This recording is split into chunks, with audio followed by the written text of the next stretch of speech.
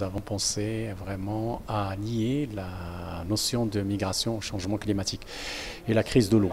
Parce que vraiment, ce que nous subissons actuellement, surtout au sud du Maroc, il y a un changement, une transformation sociétale, manque d'eau.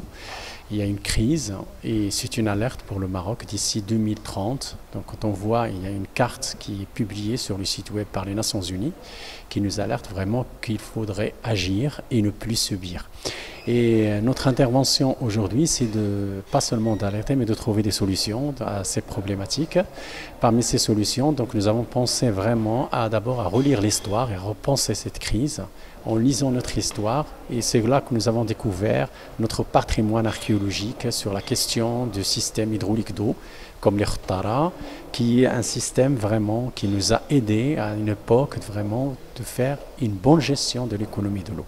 Et c'est là aussi où nous insistons pour vraiment agir d'une façon adéquate et avoir repenser la question de cette crise en relation avec la migration. Parce que l'homme, il est au centre.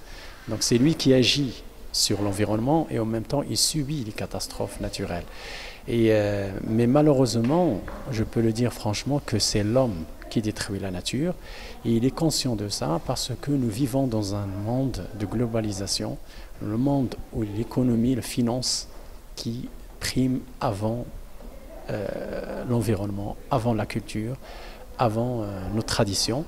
Et le seul point vraiment qui peut freiner cette transformation rapide, c'est de vraiment que le Maroc soit armé avec des instruments juridiques par lesquels il peut vraiment affronter dans les discussions avec les entreprises qui puissent avoir leurs responsabilités.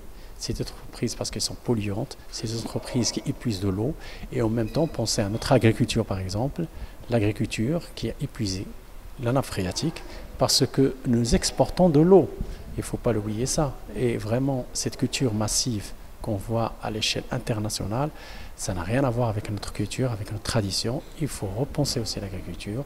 Il faut qu'on puisse avoir une économie durable, une économie qui se base sur le développement et l'écologie et le respect de l'environnement.